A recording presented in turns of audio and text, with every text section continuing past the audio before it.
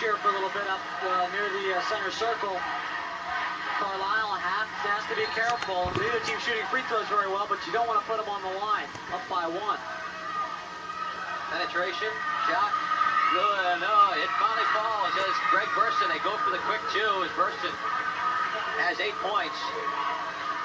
58 seconds to play. Bishop McDevitt with a 1-point lead, 52-51. Stolen away by McDevitt. Davenport goes to the hoop, and he's fouled on the play. It'll be a 2-shot foul. Question is it on Davis? Or is it on Watkins? It's on Watkins, and that's 5 for him. Watkins picks up his 5th foul, and there's a timeout on the floor, 52-51. Bishop McDevitt leading Carlisle back after this timeout. This vehicle can take you to places no other vehicle can. To the silicon landscapes of tomorrow's supercomputers.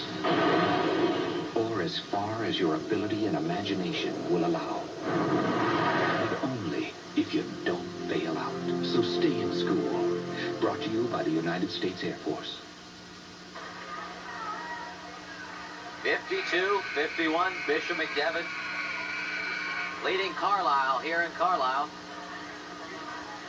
10 lead changes here in this ball game. The latest one coming on Greg Burston's little shot at the end that gave McDevitt the 1-point lead. His first field goal of the second half. That actually when he's 1 for 3. Actually, if you count the overtime period as part of the second half, 1 for 3 since halftime.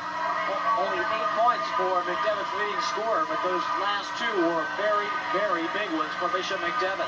They said this game will come down to free throws as West Davenport goes to the line. He's 1 of 4, 11 points on the evening. He can't hit it. This was very important here.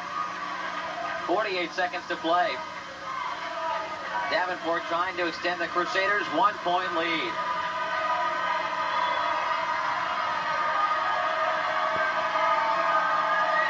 Stay in his rhythm when he takes those free throws as he does hit that one. 12 points for Davenport and a 2-point Crusader lead. And what that does now is it forces Carlisle, if they want to go for a win, they have to hit a 3. And we know Davis can light it up from 3-point range. Davis with the ball goes to Watkins. And McDevitt goes in that zone once again. You've got to shoot over top. Carlisle looks like they're going to play for that last shot. They're holding it. 30 seconds, under 30 seconds to play here in the overtime, 53-51. Bishop McDevitt leading Carlisle. Far side, block in the corner. Up top to Watkins. He'll shoot for 3. A little bit strong. Bishop McDevitt with the rebound, 12 seconds to play. 10 now. They move it around, and a foul called. Michael Black whistled with a call with 8 seconds to play, 53-51. Bishop McDevitt leads. Black picks up his 4th foul, so we'll go to the other end to shoot. Maurice getting some words of encouragement from the coaching staff on the bench. Actually, Black, by the way, just picked up his 5th foul. He's going to have to sit down. That was number 5. I had 4 too. We lost track of one somewhere. But Michael Black picks up foul number 5. He'll be replaced by Argel Pettit. So that's the 3rd Thundering Herd player to foul out. All of them gone here in the overtime. You know, we mentioned Carlisle just trying to shoot 3-pointers and being proficient from out there. Well, they've only hit 4 out of 12 in this ball game. And you've got a second guess. There was still plenty of time on the clock. You think they could have gone in for a quick score, try to put a lot of pressure on, get a quick steal, and go right back to the hoop. It's only a 2-point lead for Bishop McDevitt. As though once again they'll be on the line. Some crucial free throws coming up. If you hit one, the worst you can do is be tied. You make sure you don't foul from outside. Yeah, that shot was taken with about 14 seconds left. They could have milked it a little more, it looks like. Maybe wait until about 5 seconds before they started running that play. And Carlisle, we mentioned how they had those tough losses, having lost 4 out of the last 5. One of those losses was at Steel High a couple weeks ago. They lost 60-58 on a Saturday afternoon game. And now here they're trailing Bishop McDevitt by 2. Carlisle 7-4 overall, 4-3 at Mid-Penn 1. The other side, Bishop McDevitt 11-2, Crusaders are 5-2.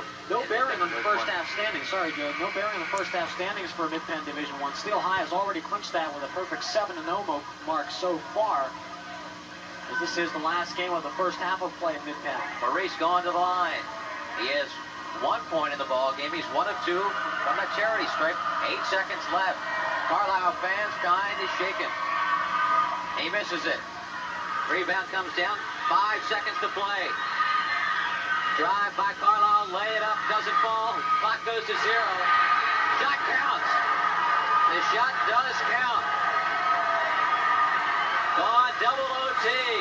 Creason. It was Josh Creason, the 6'3 junior. His 11th point of the game. They couldn't have been any bigger. He had 4 in overtime. All 4 of Carlisle's points in that OT. And boy, those two couldn't have been any better. 53-53 is the score. We'll come back for the second overtime after this timeout. When you think of billiards, think Keystone Pools. Keystone has all your billiard supplies, including all-American-made slate tables from Kassan and Playmaster. Keystone Pools also has the largest variety of pool cues in the central Pennsylvania area. Whether you're an amateur or a pro, Keystone can fit you to a cue. Stop in now and see their full line of billiard tables and accessories. When you think billiards, think Keystone. Keystone Pools off exit 13 of I-81 on Walnut Bottom Road in Carlisle. Double overtime. 53-53 the score. Only 4 points scored in the first overtime. And the 3 minutes once again going up on the clock. And we'll see how Carlisle does in this overtime, as they've had 3 players foul out in that first overtime. Watkins fouled out with 8 points. Michael Black fouled out with 6. And Kirk Green fouls out with 4 points. And Black was leading the offense up top, set to jump it once again. Here's Burston, as well as Creason. And we're ready to go. And the crowd thundering in the Herd's behalf. Tip chased down by Carlisle. Watkins goes far side. Guess he didn't foul out because he's still in the ball game. Big board said he had 5, but he's in the ball game, so Carruthers has the ball far side to Davis. Pettit has it now. 2 minutes, 35 seconds, 53 all. We're in the second overtime here at Carlisle High School. Thundering Herd with the ball. Davis.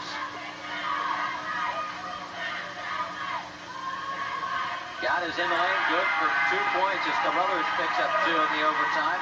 That's his 4th point.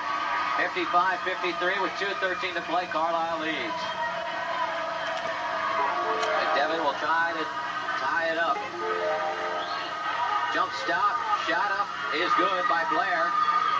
Blair has 16 points. We're tied up at 55, under 2 minutes to play in the second overtime. Glad to have you with us. 55 all, 147. I'm Joe Fritz, along with me, Sweeney Murdy, Carlisle, and Bishop McDevitt in double overtime. Davis running into a little bit of problems. We'll finally hand off to Carruthers. And this is just an indication of how the much slower pace this game was played at throughout the entire second half and the overtimes. Penetration by Carlisle. Shot is up and good as Marshall Pettit gets his first 2 of the ball game, and it's a 57-55 score with Carlisle leading Bishop McDevitt. A minute 11 on the clock. Davenport came down, wanted to dump it off to Burston. Instead it goes out of bounds. 57-55, Carlisle leads. Bishop McDevitt calling the timeout. We'll do the same back after this timeout on TV 40, your hometown connection. How much would you pay for the best and largest selection in central Pennsylvania? To deal with the most knowledgeable staff around? At Carlisle Camera Shop, the answer is nothing. Carlisle Camera is a full-service, complete camera store with prices competitive to chain, catalog, and discount stores. New and used camera and video supplies for the amateur and professional alike. Plus, high-quality professional color print processing. Carlisle Camera Shop. First-class photographic service for over 25 years. Double overtime here at Carlisle, 57-55. The Thundering Herd leading with 1:09 to play. Sweeney, the timeout situation? Yeah, well, McDevitt still has 2 left. They came into the overtime with 3, so they still have 2 left to go. Carlisle just 1. And you gotta be really careful here on what you're doing. Just 1:09 left. We've already seen 1 overtime. Grecian will bring it in play for Carlisle. And wants that possession arrow too. It favors McDevitt at the moment. Blair, right there to defend. Ball knocked away, and we've got a foul call. 1:08 on the clock, 57-55, 2-point Carlisle lead. Yeah, Schuneman tried stripping that ball. That'll be his 3rd.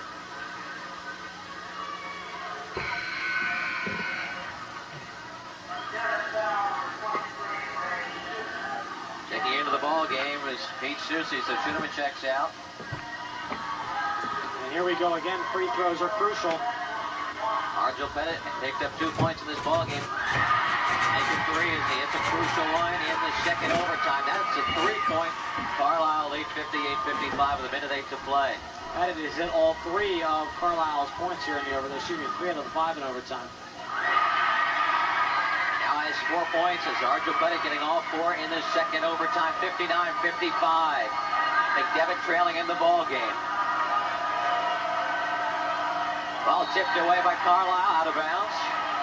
Official calls it right there. Set to bring it in. Schuneman.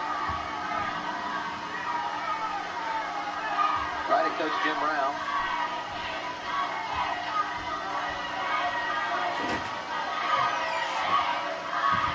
Shot for 3, doesn't fall. It came right back to Susie.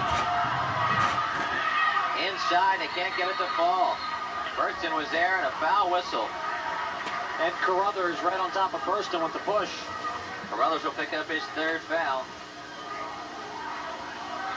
And McDevitt making his quick substitutions back and forth as DeSanto checks in and Pete Susie checks out. Jim Rao working his bench here in this last minute.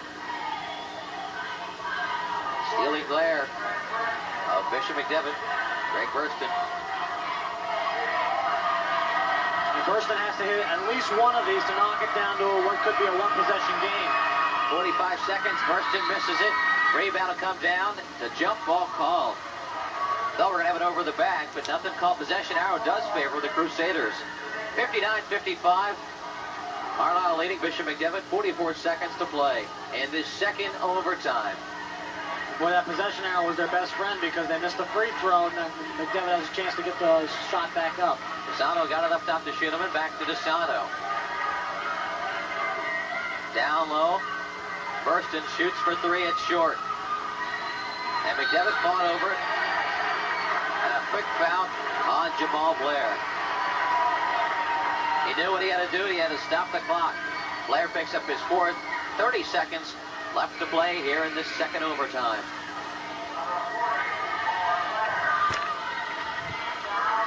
And now it'll be the money man for Carlisle, Rick Davis. 6 points have been scored by the Thundering Herd in this second overtime. Pettit has scored 4. We've got a timeout on the floor. 59-55 the score. Carlisle leading by 4. We'll do the same back after this timeout.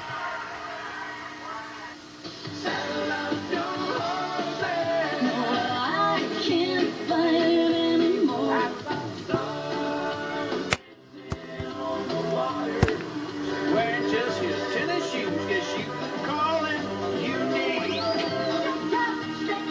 And the whole sugar please. Crash course to the roof.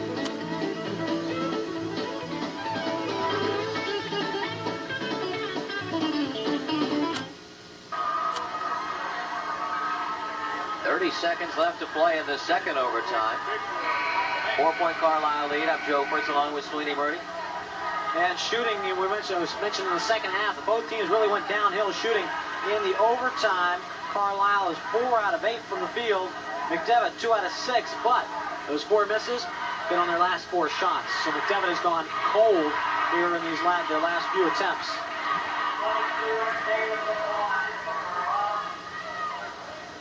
Carlisle tried to extend the lead. Davis will hit. And that gives Davis 20 points, closing in on his season average of 23. It's a 5-point Thundering Herd lead. And if there's ever time to ice these free throws, it is now, no matter how many you missed in their game. He'll miss that one. It's a 5-point lead still. 27 seconds, clock running. McDevitt needs some quick scores. Shot on the outside for three, won't fall as Susie let it fly. And a foul, we whistle on McDevitt. Davis not real happy with the call, as you can see. Oh, and Susie grabbed onto him, and the foul wasn't called immediately, was what happened. Susie grabbed Davis, the foul was not called immediately. And the momentum of the both players just took him down onto the floor, and Davis wasn't happy. And I think Jim Rao wants a technical. And it's only going to be 1-1 as Susie picks up his third. Carlisle fans wanted the intentional, but they're not going to get it with 17 seconds left in this overtime, and the Thundering Herd with a 5-point lead. So Davis will go to the line. He has 20 points. Carlisle 12 out of 22 from the free throw line tonight. But they made some key ones down the stretch. Arjo Bennett picked up 2 key ones. Davis can't get that one to fall. McDevitt needs just some quick threes or some quick points. They'll get a quick 2 by Blair. And another timeout. That's their last one. McDevitt calls their last timeout. It's a 3-point Carlisle lead with 8 ticks left on the clock. We'll take a quick timeout, come back and wrap this one up. 60-57 the score. Carlisle leads Bishop McDevitt. Back after this timeout on TV 40, your hometown connection. So what's your favorite play? The 64 right Z post. You gotta send them deep. You gotta throw it long. The quarterback sneak. Tight end's gonna come down the middle, clear out the weak safety. You got the Z on a deep post. The old bootleg. The drop play. Did anybody mention the old flea flicker? But the best play of the NFL Quarterback Club? Helping kids in hospitals through the Children's Miracle Network. Just something simple. It's the second overtime, and you see what's left. Carlisle has that 3-point lead. Trying to pick up a win and break that losing streak. Yeah, McDevitt just calling their last time out there. Trying to work out a play to force some pressure and get the turnover, the quick turnover, and a 3. Maybe even a 2 and a foul if they're lucky enough to force it inside, maybe draw a foul. Carruthers passes it in. And a foul called quickly in the corner. 2 seconds ticked off the clock as there's 6 seconds left. And we'll walk to the other end of the floor. They call it on West Davenport his third. And the key thing here is, again, Carlisle has not been able to knock down those free throws consistently. McDevitt can play off of that. And now is when it comes into play. Late in the ball game, the final seconds of regulation, overtime. It's only a 3-point game. Carlisle has to hit this to make sure it is a 2-possession game. Especially if you let one fly from long distance, it'll count as a 3. Absolutely. Davis hits this first one, and it's a 2-possession ball game. Makes it very hard with 6 seconds left. He's missed his last 2 from the line. But we'll close out that one and make it a 4-point lead for Carlisle, 61-57. And Coach Dave Lebo wants a timeout. He'll discuss how he wants to set things up. And we'll do the same back after this timeout. The Carlisle Parks and Recreation Department is sponsoring a fly fishing class, Mondays at 7 p.m. beginning February 1st. Call 243-3318 for more information. Join the Boswell Free Library for story time and toddler times. Register at 158 West High Street in Carlisle or call 243-4642. Now the fans will be happy on this one. They got their money's worth. Going double OT. And then some. Carlisle leading 61-57. Just 6 ticks left on the clock. Coach Dave Lebo calling that timeout. Basically what he wants to do is he wants to set up defensively after this shot. If it's made, this is what you do. And he's saying you don't foul if they're going to put up a 3-pointer. Yeah, because as you well know now, the rule is that if you're fouled in the three-point play, you get the extra shot. It could end up being a 4-point play. So you just try to put some pressure on. Make McDevitt bring it up the floor. 6 seconds left. Shooting one. Rick Davis on the line. Davis with 21 points. As he hits 2 of 2, 62-57, 6 seconds left. Hurston drives down for two, good. And time expires. As Carlisle defeats Bishop McDevitt by a final score of 62-59. We'll take this time out, come back, and wrap this one up. 62-59 the score. Carlisle beating Bishop McDevitt.